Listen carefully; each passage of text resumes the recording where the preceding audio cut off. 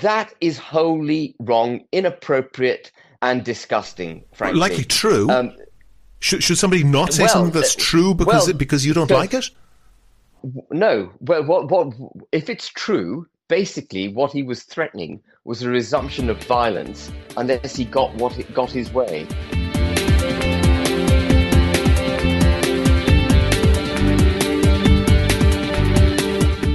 This is Here's How, Ireland's political, social and current affairs podcast, presented by William Campbell.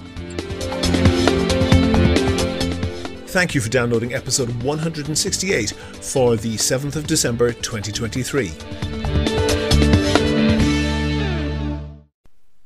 John will be 40 next month. Or he would be if he had lived. But he didn't. He died.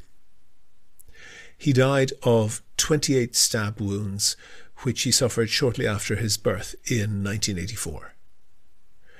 Neither John's parents nor his murderer have ever been identified, though we can guess that there may be some overlap there, given that a short time later his newborn body, partially decomposed, was washed ashore with 28 stab wounds near Cahersiveen. But the fact that his parents and or murderers were never identified didn't stop some people from jumping to conclusions. At about the same time, 80 kilometres to the northeast in Abbeydorney, also in County Kerry, there was a woman who had what was known at the time, this was the 1980s, she had a reputation. What that meant was she came from a poor farming family. They didn't have much education, and she had a boyfriend who was married to someone else. That sort of thing would get you a reputation in rural Ireland at the time, and not a reputation that would do you any good. It certainly didn't do Joanne Hayes any good, and when it was observed locally that she was pregnant, I think we can conclude that congratulations and best wishes were not the first things that came to the minds or to the lips of many of her neighbours. When it was evident that Joanne was no longer pregnant and there was no sign of a baby, that surely drew attention. When John's tiny murdered body was washed ashore 80 kilometres down the coast, it was probably reasonable to ask questions. But confirmation bias is a powerful thing. The Gardaí arrested Joanne and her entire family. What happened when they were arrested is disputed, but what can't be disputed is the confessions that the entire family signed, very strange confessions, which implicated every member of the family in stabbing John to death and disposing of his body in the sea. That was my first draft of that paragraph. Yes, what happened when the whole family was arrested is disputed, but disputed or not, it doesn't stop it from being blindingly obvious to anyone with an ounce of intelligence. The family were battered or bullied or browbeaten into making false confessions containing details that could only be known to the murderers and the investigating Gardaí. Joanne Hayes was charged with murder. The family promptly withdrew their confessions, saying that they had been threatened, coerced, harassed, physically intimidated and assaulted into making false confessions. Joanne Hayes said that she had given birth at home. Her baby had died shortly after birth. Not very surprising. Neither mother nor child had any pre- or postnatal medical care. She said her baby had been buried on their farm. The farm was searched, and her baby was found and exhumed. Since the Hayes family had nothing to do with the murdered baby, the only way the details of that murder could have found their way into the false confessions is if they were supplied by the interrogators. On their face, the confessions were dubious. The confessions go out of their way to clarify that every member of the family went out of their way to have a hand in the murder, a murder that they had nothing to do with. But with the body of Joanne's baby now found, the confessions went from being dubious to being clearly fabricated. And any investigator with an ounce of intelligence could not have helped but know that they were fabricated. The Gardaí now had the bodies of 2 babies, hence the name of this case, the Kerry babies case, babies, plural, not possessive. And they had the confessions of a whole family to a murder that they didn't commit, containing details that they therefore couldn't have known. The murder case was thrown out by the judge. He had little other choice, but the way that official Ireland swung to the defence of its representatives is what is really remarkable about this case. The trial judge threw out the murder charge against Joanne Hayes without hesitation, but the behaviour of the next judge to look at the case was truly breathtaking. There was a tribunal of inquiry into the case, conducted by Mr. Justice Kevin Lynch. The Gardaí involved were represented by high-powered legal representatives at taxpayers' expense. Days on end were spent discussing the ludicrous theory that Joanne Hayes had ovulated 2 eggs, had sex with 2 different men during a short period of time, and became pregnant with twins, one fathered by her boyfriend, the other fathered by an unknown male. There wasn't a shred of evidence to support this theory. Its sole purpose was to try to keep alive the possibility that Joanne had given birth to, and then murdered, both babies. The fact that the deaths and the disposal of the bodies of both babies had almost nothing in common should have told anyone that there was no likely connection between the two. But even putting that aside, though DNA tests were not available at the time, blood type tests showed that the babies could not have had the same father, so the vanishingly rare possibility of superfecundation was brought up. It's blindingly obvious that the reason this convoluted nonsense was dreamt up was solely to avoid the blindingly obvious conclusion that the Hayes family confessions were coerced. The lawyers representing the Gardaí were hearing hooves and not so much thinking zebras. They were insisting that it was unicorns. Now, however hard their lawyers worked to shield the Gardaí from the consequences of their misdeeds, Tribunal Chairman Justice Kevin Lynch worked far harder. Firstly, he found in his report that Joanne killed her own baby, the one buried on the farm, by choking it to death to stop it crying. Not only was there no medical evidence to support this finding, no other type of evidence either, it flatly contradicted the evidence, in fact, of the then state pathologist Dr. John Harbison, who said he was not able to determine the cause of death. Judge Lynch literally pulled it out of his wig. He also rejected the Hayes family evidence that they were assaulted, threatened and coerced into making false confessions, but as Jean Kerrigan later wrote, he never, quote, convincingly explained how people who were entirely innocent of any involvement whatever in stabbing a baby should make very detailed confessions that fitted into the facts of the baby found on the beach. Kevin Lynch was later appointed to the Supreme Court. But it didn't end there. Joanne Hayes co-wrote a book called My Story, but 4 of the Gardaí involved in the case sued pretty much everyone involved in that book and received £100,000, a vast sum at the time. One of those Gardaí who was compensated was Superintendent Joe Shelley. By an astonishing coincidence, Superintendent Shelley was later transferred to Raphoe, County Donegal, and in 1996 he was a key member of the Garda team in the notorious investigation of the death of cattle dealer Richie Barron, which led to another tribunal of inquiry which didn't have such a pleasing outcome for Shelley. The report from Justice Morris said that he bore responsibility for the, quote, prejudiced, tendentious and utterly negligent investigation of Richie Barron's death. 4 years later, the now promoted Detective Superintendent Shelley was stationed in the Midlands, where he was the scene commander who called in armed Gardaí to lay siege to the home of a mentally ill man, John Carthy. John Carthy was shot dead by Gardaí at the scene in an incident that led to yet another tribunal, which also made detailed criticisms of Garda actions on the day. The Hayes family were paid substantial damages in 2020 and received an apology from the government arising out of the unfounded findings made by the Tribunal of Inquiry in the 1980s, just a few months after Justice Kevin Lynch died. The identity of John, who would have been 40 next April, has never been established. In a moment, we'll have that interview with Ben Habib, but first I want to say thank you to all of the patrons on Patreon.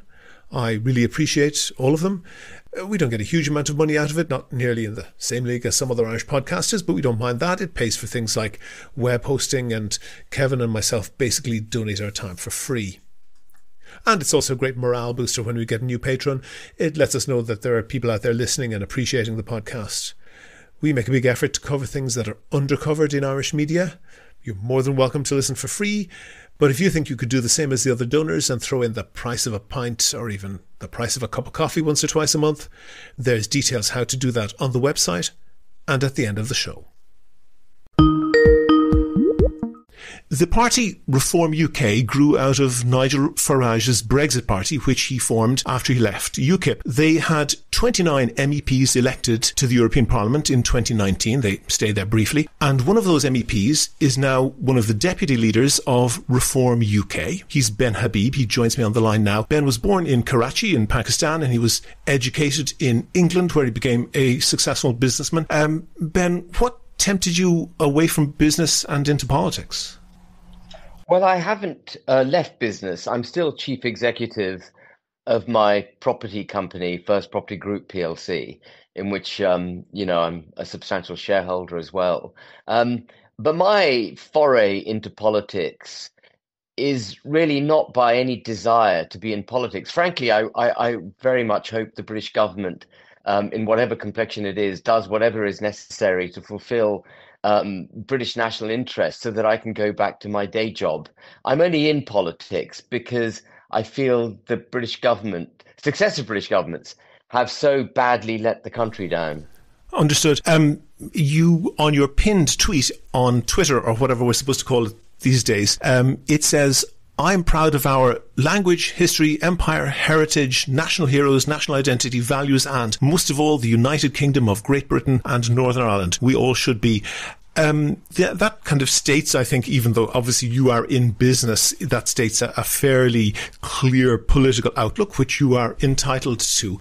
And obviously this podcast is for an Irish audience, and sure. You coming, with obviously a background partly in Pakistan or in the empire, I guess, that has a bit of resonance for Irish people, and it might be a bit surprising. Would you regard someone like General Reginald Dwyer as one of the heroes of the empire? Well, General Dwyer was definitely not one of the heroes. He was a black spot on the empire's history. But the empire, first of all, can I just say, before I answer your question, I am as proud of the United Kingdom and a believer in its right and correctness for it to be independent, sovereign, and a proud nation, as I am in a believer that Ireland should be an independent, sovereign, proud nation, as indeed should be France, Germany, Italy, Spain, and Greece.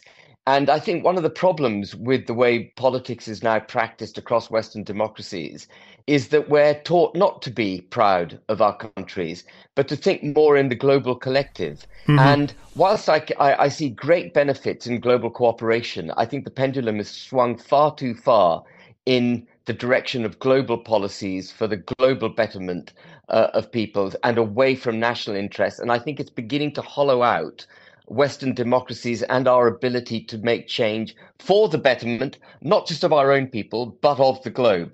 So, sure, and I'll allow you to get into yeah. that, and just for the Irish listeners who maybe are not familiar with that reference, I just should say in 1919, obviously in British-controlled India, which included what is now Pakistan and several other countries, this guy, Reginald Dwyer, ordered his troops to open fire without warning on a large crowd of unarmed civilians, including women and children. Hundreds, perhaps into the thousands of people were killed. They only stopped shooting when they ran out of ammunition. And Dyer actually himself later said that he had taken armoured cars to machine gun the people, but he regretted that the cars weren't able to fit through the narrow streets to launch the attack. And you say he was a black spot, but the reality is that isn't something that is agreed by all British people. At the time, the Morning Post, which is a forerunner of the Daily Telegraph, said that Dyer was the man who saved India. They started a benefit fund for him, which raised over the equivalent of about 1.3 million euro in today's money. At the time, the Archbishop of Canterbury called him a brave, public-spirited, patriotic soldier, and the Secretary of State for India, a guy by the name of Edwin Montagu, was perceived to be insufficiently supporting Dwyer, and this led to really intense campaign against him, particularly amongst Tory MPs. It was explicitly anti-Semitic. Dyer was Jewish. And I just bring that up because, that would have a lot of resonance in Ireland. And obviously for you, Amritsar is on the Indian side of the border, but it's very close to that line that was drawn between what is now India and Pakistan by Viscount Cyril Radcliffe. And in 1997, which is not that long ago, Queen Elizabeth visited Amritsar and she pointedly refused to apologise for that atrocity, and her husband, Prince Philip, accused the Indians of exaggerating it. And, you say, and I agree with you entirely, and I think you are sincere, that was a black mark on the empire. But do you feel comfortable in a country where not everyone agrees with that? Yeah, I mean, I think there are very few British citizens today who would disagree that was a black spot. There had been. I'm not a historian. Okay, Mm-hmm. so I'm not a specialist in this particular subject, but there had been troubles in India running up to the point when General Dyer went into that small market square and opened fired indiscriminately against women and children. There had been trouble. Large gatherings had been banned. They were illegal, and people had been warned that they will be dealt with force. Mm-hmm. So and whipped if they didn't salute a British soldier. Yeah, I mean there had been trouble, and there had been new regulations passed which prohibited the gathering of people. So I'm not going to forgive General Dyer for it. I'm not going to forgive that period in history. But when I talk about being proud of the empire, I'm talking about the empire as a whole. Mm-hmm. And the empire spans, or in my view, the empire really kicks off under possibly Henry VIII, but definitely by the time you get to Queen Elizabeth, there are imperial signs emerging from the United Kingdom, from Great Britain rather, because it wasn't even Great Britain; it was England back in those days, England and Wales, and then you have all the period from her through until 1947. Really, I think is the death independence knell of for the India. Empire. Yeah, I think the independence and of Pakistan, India. I should say. Apologies.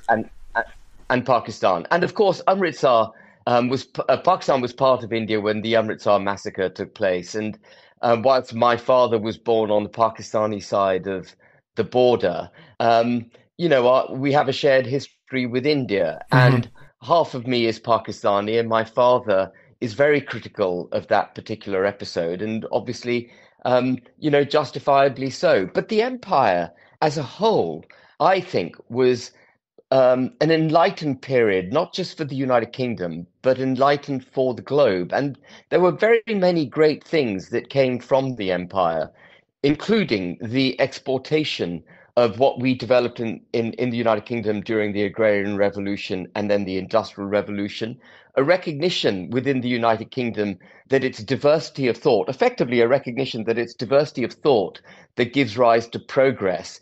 And we shared that with the world. And you see that in the way that British law, common law, was established across the globe for the great betterment of international trade. international trade still is very largely governed by British law because it works so well. And then, of course, you have all the benefits of the more the optical contributions made by the empire, the building of schools, railways, infrastructure, wonderful architectural buildings, wide avenues, and so on and so forth. And I have the great privilege of having been born in 1965 in Pakistan, which was immediately post-imperial Karachi. And democracy hadn't, we technically had a democracy, but it hadn't fully settled in. The country was effectively run by generals who had been educated at Sandhurst. And that's the British military college. Yeah, exactly. The sort of elite British officers' college. And even though I don't want to get into debate about democracy, though we can in the context of Pakistan, if you like, but notwithstanding the fact that we didn't have a settled democracy in Pakistan in those days, it was a very peaceable time. It was a very prosperous time for the country. The country's future was seen to be bright. In many ways, it could have been the Singapore of the Middle East. It could have been the Dubai of the Middle East. It was set fair. And the legacy of the British Empire, at least for Pakistan, is now being rewritten as a result, I think, of failed Pakistani governments not delivering for the people of Pakistan and then pointing back to the empire as the cause of their problems. But when I go back to the memories of my childhood, I can't tell you anything other than positive things about the legacy of the empire, and indeed the way people thought of the empire in Pakistan at that point in time.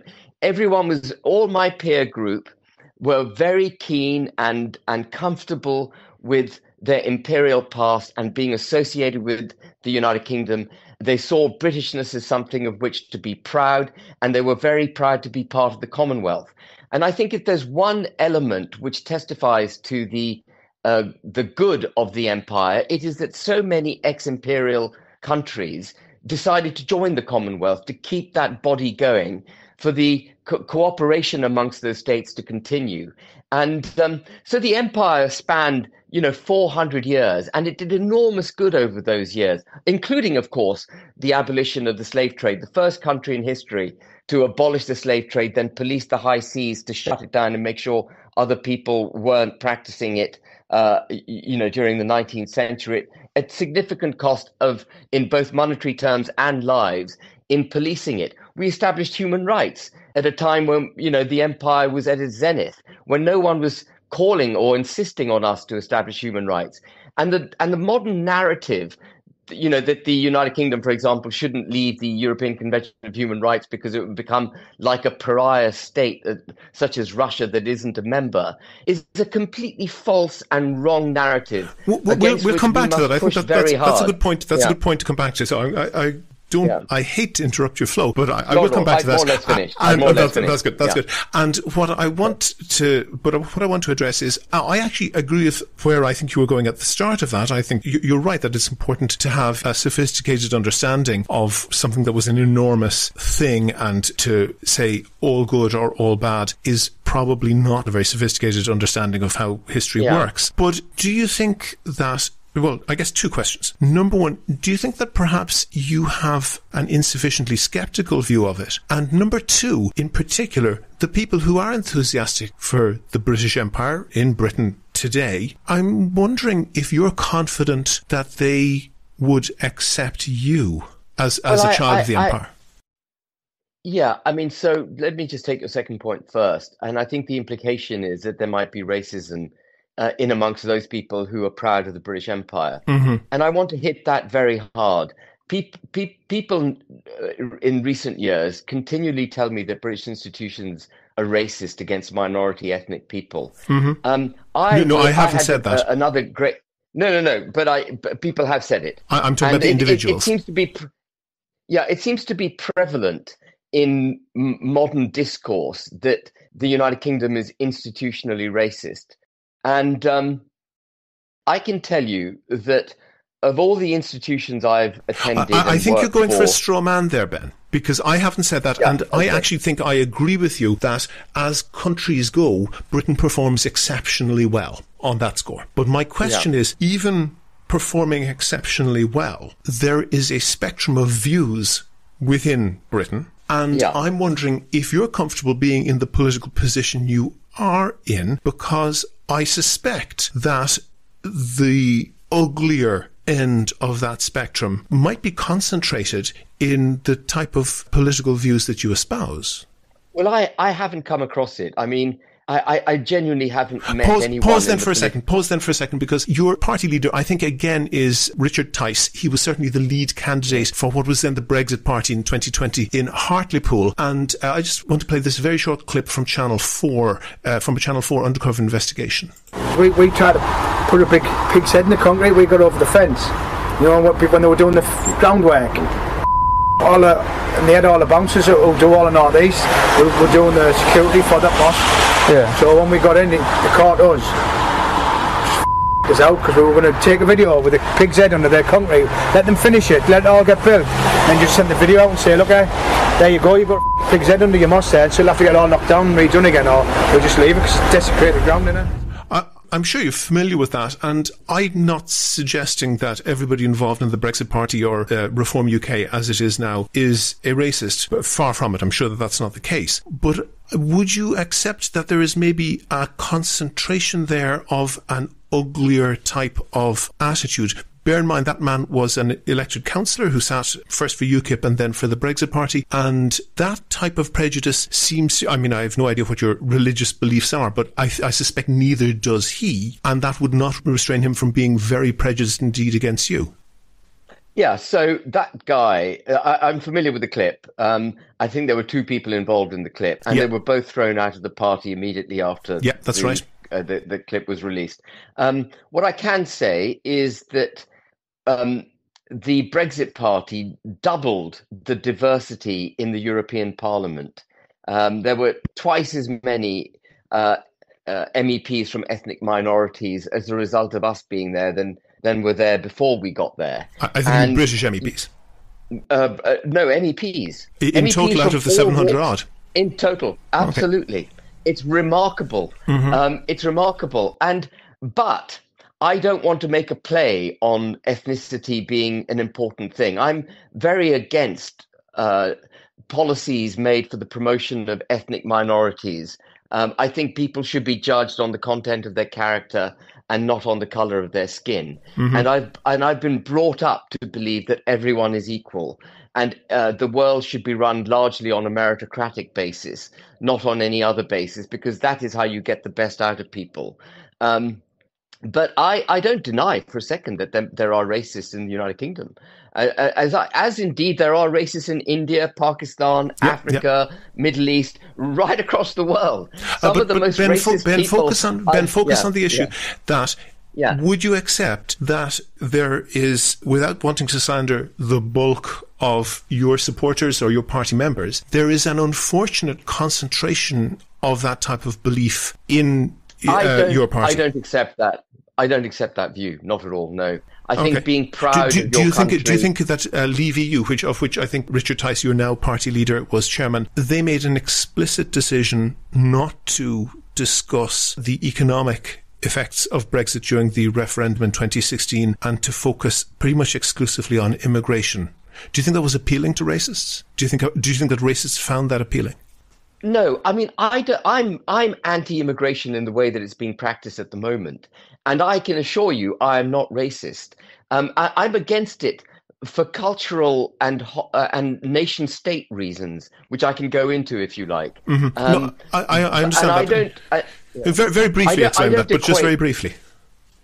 Yeah, so Suella Braverman was right. Another lady of different ethnic origin to she's not white British. Yeah. Multiculturalism, the way it's been practiced in the United Kingdom, is not working. We've had more immigrants come to the United Kingdom in the last 25 years than we had in all of history before that.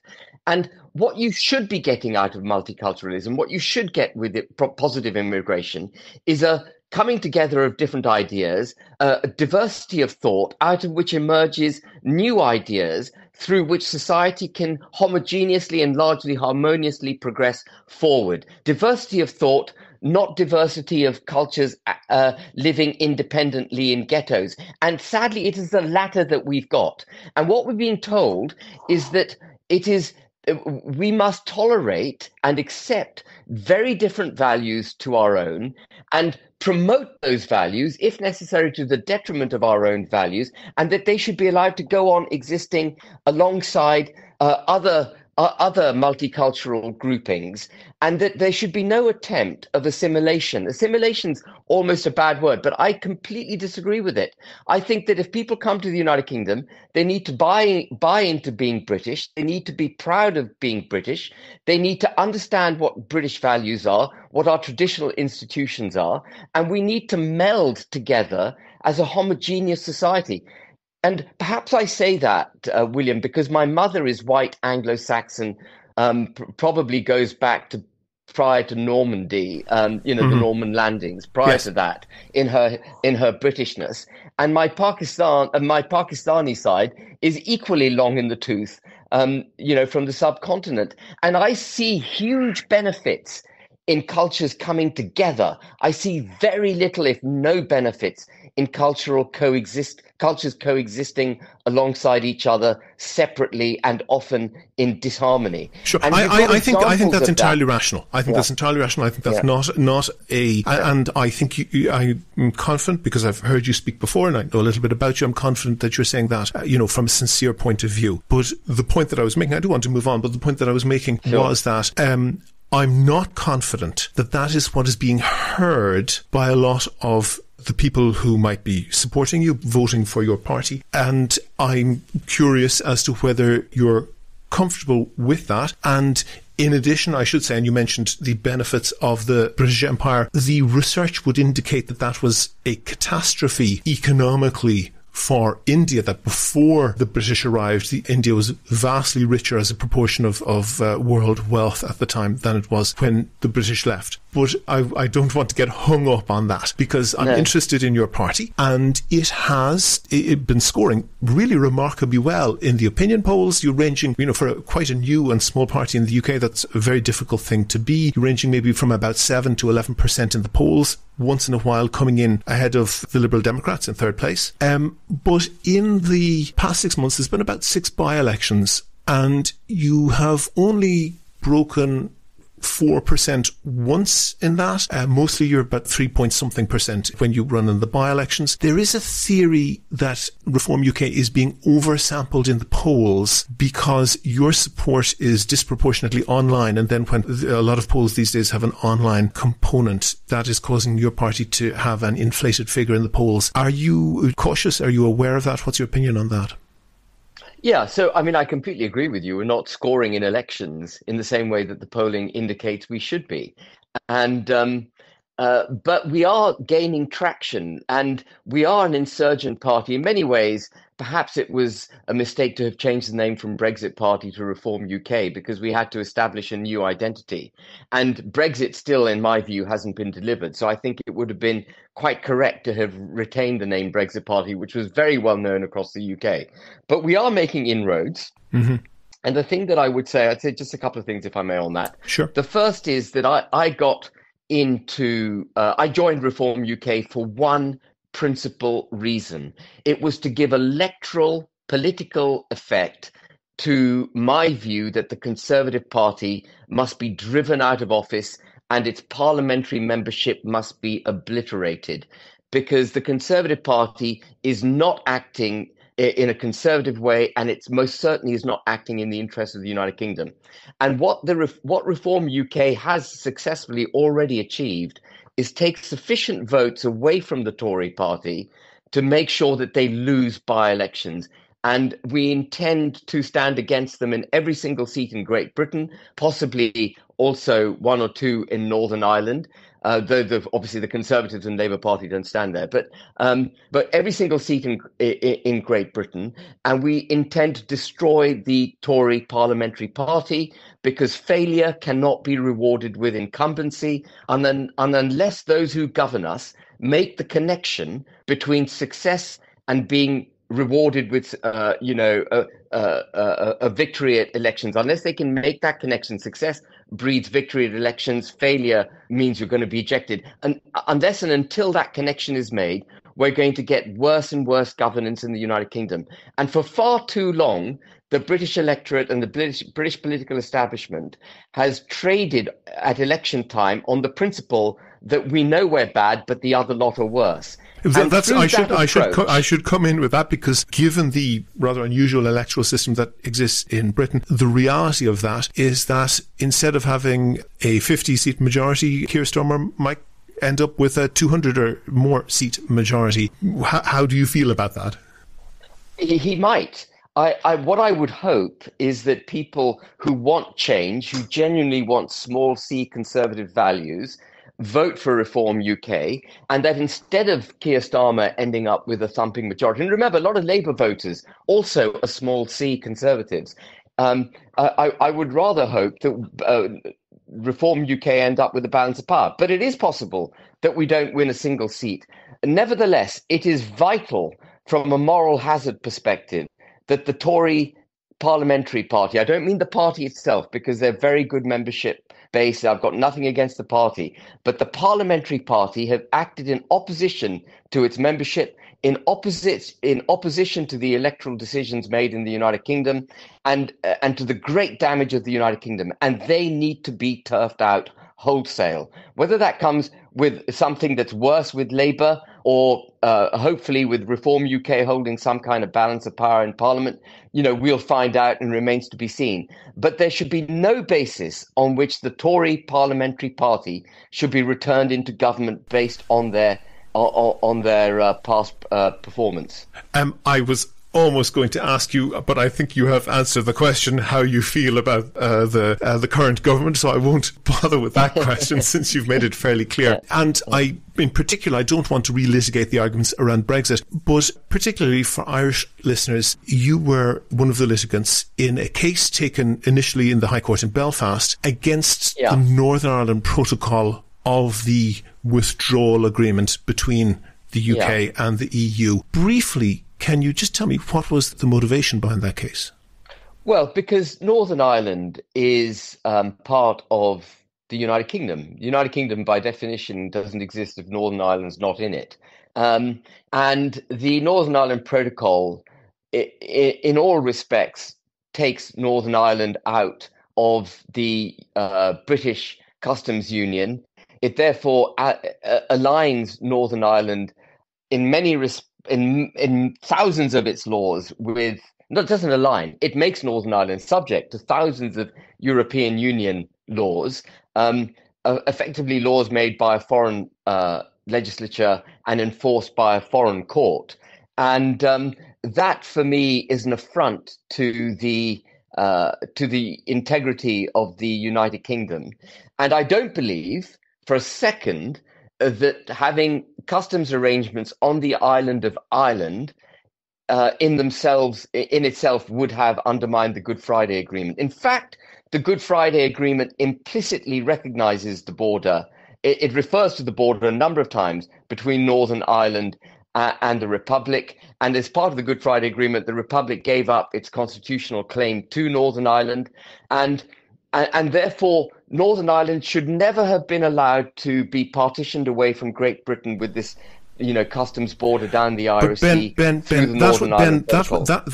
was done. The Good Friday Agreement and giving up the territorial claim was done in the context of having essentially a frictionless border whereby people who are very large and growing proportional. If I can just finish, Ben. They had an aspiration partially met, that they were able to, essentially nationalist people, not necessarily nationalist people, but people who wanted not to have their towns, their villages, sometimes even their houses separated by an economic border that interrupted their lives, even if there was to be a sovereignty border. And that was very much felt to be part of the deal. And the reality was that the EU, when they had the first meeting after the Brexit vote, they said, and it was clear as the light of day, they said that one of the three priorities for the EU was Ireland. And the idea that you could have a hard border between the south and the north, and that being workable, is just laughable to anybody who lives in Ireland, north or south. That is just obviously not possible to happen. And to put it bluntly, Margaret Thatcher said that Northern Ireland is as British as Finchley, and she is just flat wrong. It's not. A very large proportion of the population, perhaps trending towards a majority, does not have a cultural or political allegiance to Britain, and that has to be accounted for. And, you clearly do, and there are people in Northern Ireland who do have that, and that is why there are special arrangements for Northern Ireland, and simply unilaterally abandoning them was never going to be a runner. So, just to answer your points, first of all, the Good Friday Agreement makes no explicit or implicit claim that there should be a frictionless border between Northern Ireland and the Republic. Indeed, sure, but it didn't contemplate the possibility of Brexit. That is correct. Indeed, there were and remain economic differences between the North and the South. For example, currency, different corporation tax rates, different regulations on financial services, and so on. So there is already an economic border there. Trade between Northern Ireland and the Republic is not frictionless. Even now, it's not frictionless. So that's the first point. Ben, I have to answer that, and I will allow you to continue. But for the people in Northern Ireland, so for example, milk produced on farms in Northern Ireland does not have the capacity to process a large proportion of that. That is then trucked south into dairies in the south to be processed into cheese and butter and so forth, and that's then exported around the world, and that's of an economic benefit both to the north and to the south. Had there been no withdrawal agreement, the EU would have been a third country. The tariff is something like 20 cents per litre on milk, which is, I think, higher than actually the wholesale, the farm gate price, or it's very close to it. So it would have been utterly impossible for that trade to happen. There is no infrastructure for that milk to be processed in Northern Ireland.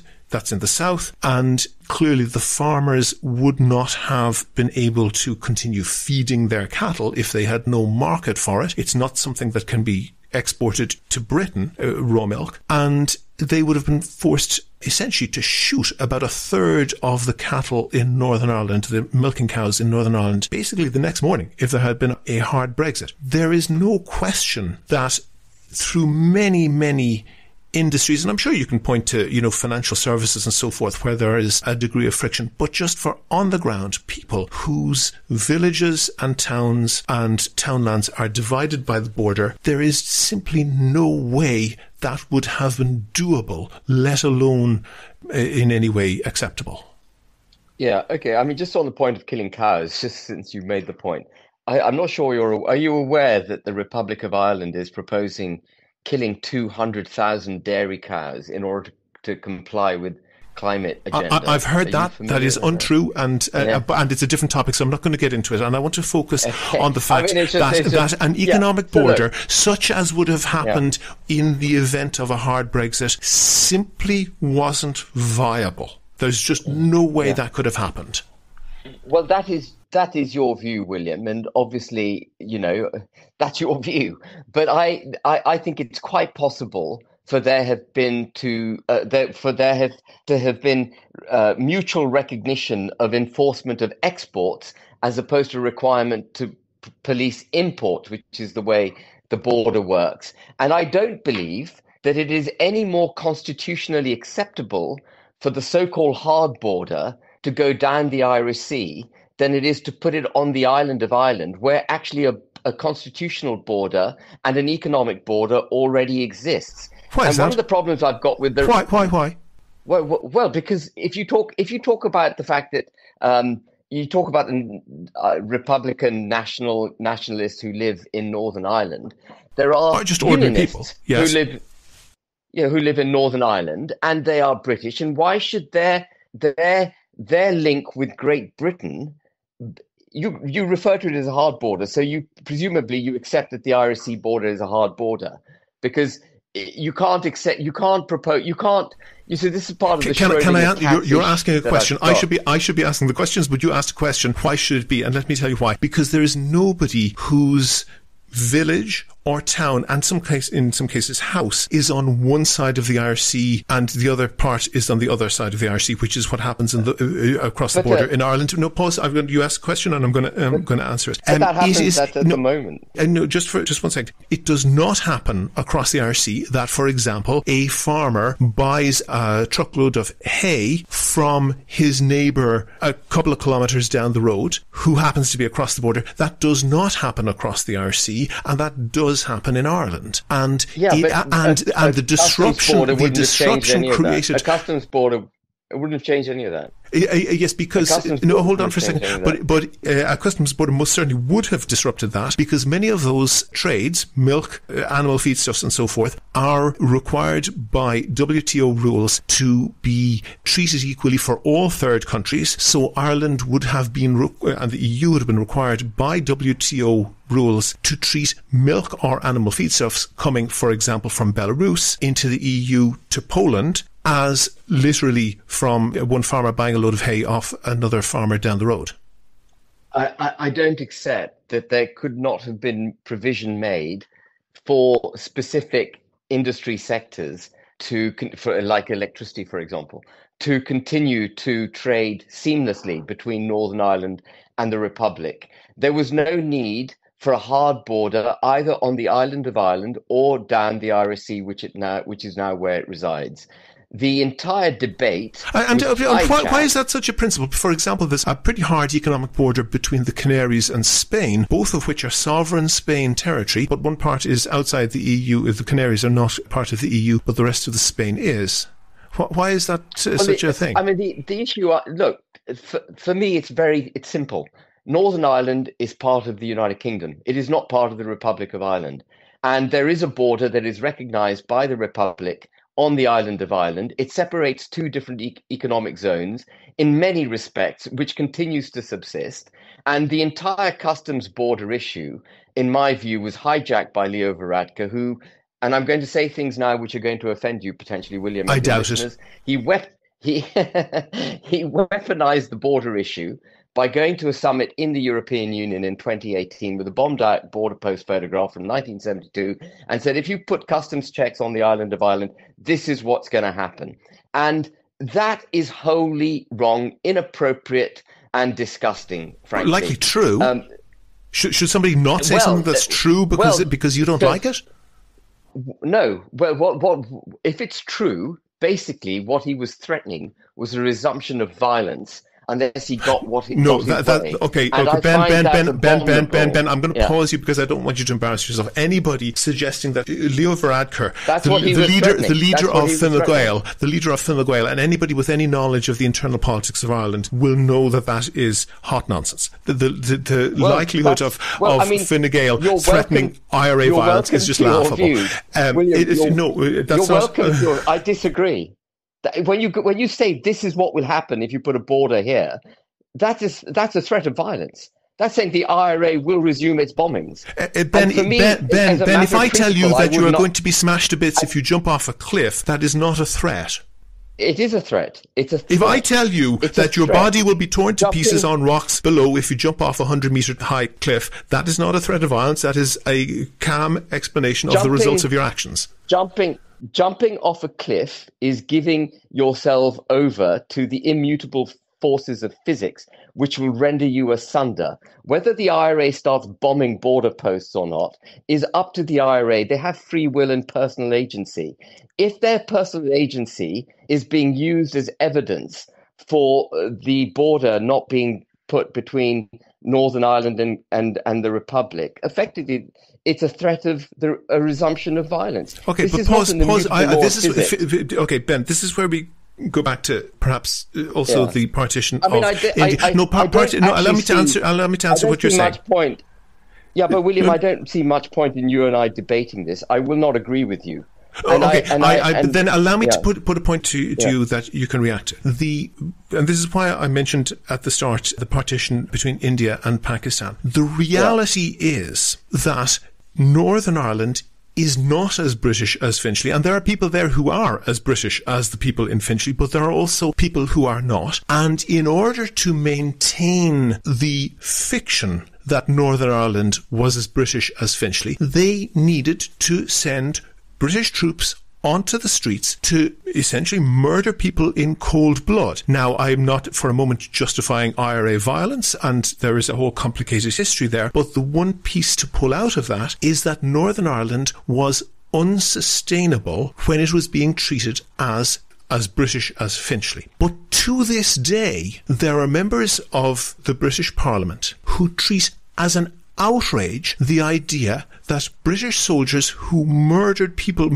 unarmed peaceful civilians in cold blood, that they should even be investigated for those murders. Not being outraged at the result of an investigation, but just the thought that they should be investigated and potentially prosecuted for those murders. And clearly on a vastly smaller scale, the reality is that colonization of India. I was very surprised that you tended to be minimizing India was never the colonized. behavior. India was never colonized. It's a misappropriation of the word. Well, I'm not going to be caught up on the vocabulary, but the British. No, but it's important. It's important because there wasn't a big exodus of British people in India. You've made that point, but the core point is that the British rule, or whatever you want to call it, in India was inevitably going to create resistance. And the way in which Northern Ireland was ruled in the 50s, 60s, 70s, what was done was inevitably going to cause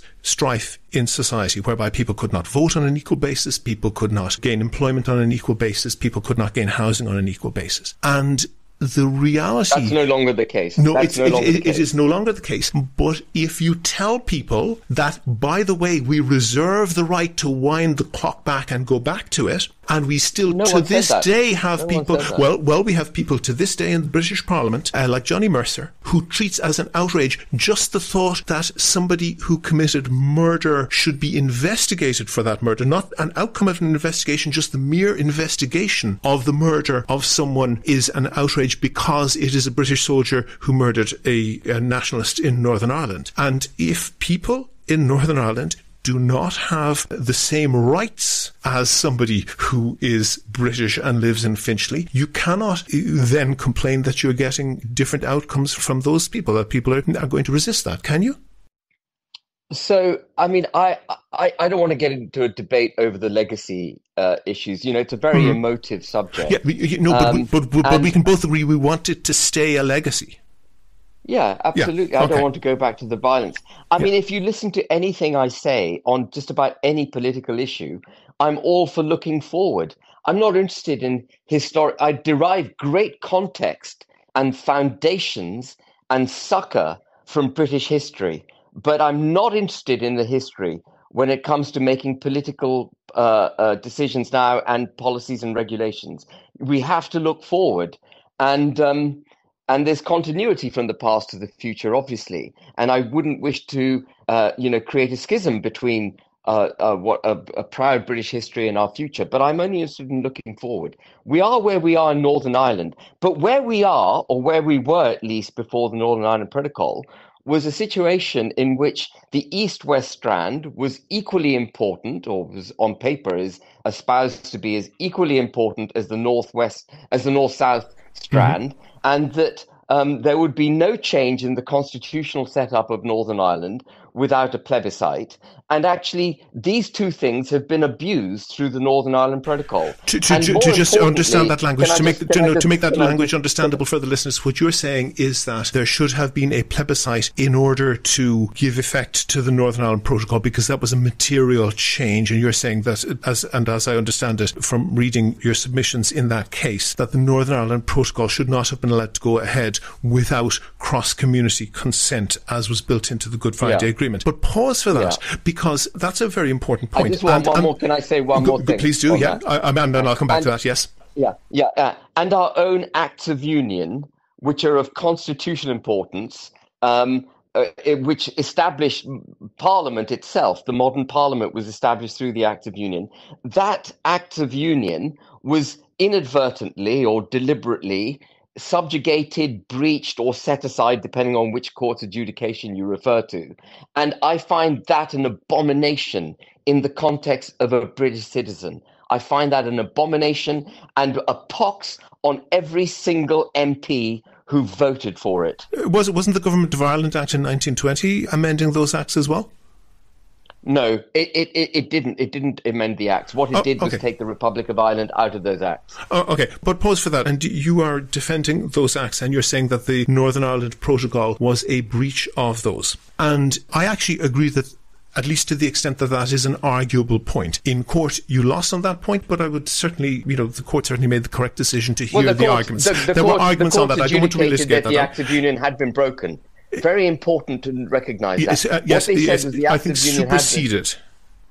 Well, I'm not a lawyer, and I don't want to parse the legal I can just part tell you, of the it. High Court said they'd been breached, but they'd been legally breached. Mm-hmm. The Appeals Court said they'd been subjugated, but they'd been legally subjugated. And then the Supreme Court ruled they'd been set aside and would come back into force as and when the Northern Ireland Protocol was. All the courts agreed the Act of Union had been but compromised. not consistently. They used different language to give expression to it. Sure, and I find that fine. in itself offensive. That's fine. That's fine. And that's a very good exposition of that. By the way, another reason they think the Appeal Court in Northern Ireland gave for rejecting it was how you had voted in the European Parliament. And I think that's an outrage that how you or anybody else voted in Parliament because you were one of the litigants doesn't change the legality one way or the other. And I think that was a very wrong judgment. Well, thank you. That's kind of you to say that. It's obviously flawed. But my point is, and the core point here is, that to whatever extent the Northern Ireland Protocol breached those preceding laws, as you argued they do, Brexit did also. There is clearly space to argue, as you have done, that the Northern Ireland Protocol was a breach of those. There is, and as the courts have found, there is also space to argue that they were not. But there is no universe possible where you could argue that the Northern Ireland Protocol breached those previous UK treaties and laws, but Brexit did not. That is an intellectually impossible position, isn't it? No, it's not impossible. I think so. Northern Ireland can be possible. taken out of the EU from being entirely inside the EU to being entirely outside the EU against the will of the majority of the people in Northern Ireland, and certainly with no cross-community consent, and with no cross-community consent. But to move it, as you might term it, halfway back into the EU, that does require cross-community consent. To me, there is no logic there. Well, we'll have to agree to disagree on that point. Northern Ireland is part of the United Kingdom. Northern Ireland is part of the United Kingdom. Mm-hmm. To move it out of the United Kingdom requires a plebiscite and requires it requires two things. It requires a plebiscite. It's not moved out of the United Ireland. Kingdom. It's moved out of some UK customs arrangements. Well, you call it a hard border. I mean, you can't have it each way. Yeah, there's a hard economic border between Spain and the Canaries. That doesn't mean that Spain is not sovereign in the Canaries. If you have a hard, there are only two things that bind a territory into another constitutionally: union and economic union. If you separate either one of those, and arguably both have been, Northern Ireland's been separated on both fronts, not just economic, but also political, then it is no longer part of the United Kingdom. And therefore, it's an affront to anyone who believes in the United Kingdom of Great Britain and Northern Ireland, which I do. Which you're entitled to, and which many people in the North do also, and they're entitled to, to do so. But still, there is, and you're correct, there is an argument. I'm not a lawyer, so I'm not qualified to pronounce on it, but you are certainly correct that there is an argument that requires cross-community consent. But there is no space, and I've spoken to unionists on this who concede this, there is absolutely no space for arguing that the entirety of Brexit requires no cross-community consent, but the arrangements to put it into place do, such as the Northern Ireland Protocol. And in particular, Ben, because I want to answer the point you made exactly. You say, and you hold, as unionists do, that Northern Ireland is part of the United Kingdom. And you're entitled to say that, but if that's what you believe, then the Parliament of the United Kingdom is entitled to vote whatever the hell it wants to do with Northern Ireland, including making it into a separate economic area. So there are 2 points on that. The first is I would argue actually that Parliament is not entitled to vote to get rid of Northern Ireland, to break the Acts of Union. I would say that the Acts of Union are of constitutional importance, and only the British people can make a constitutional change of that magnitude.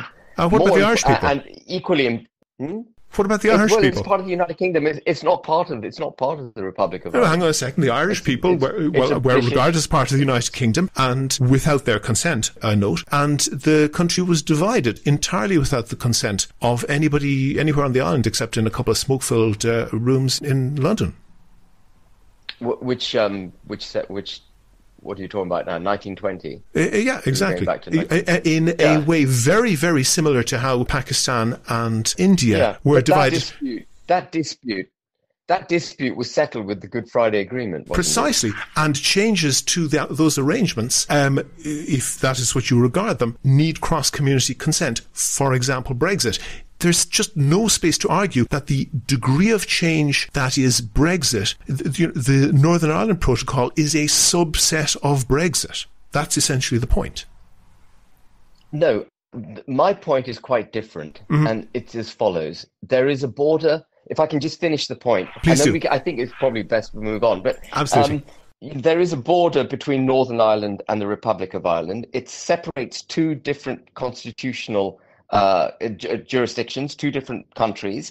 It also separates and continues to separate two different sets of regulations, currencies, and a whole load of other things that that some people may find offensive to them. And there was no reason for there to be any form of hard border, in inverted commas, when it comes to customs checks. And it was quite possible, with goodwill on both sides, to establish a mechanism by which all the issues that you alighted on in terms of the trading of milk, etc., could have taken place without any friction whatsoever.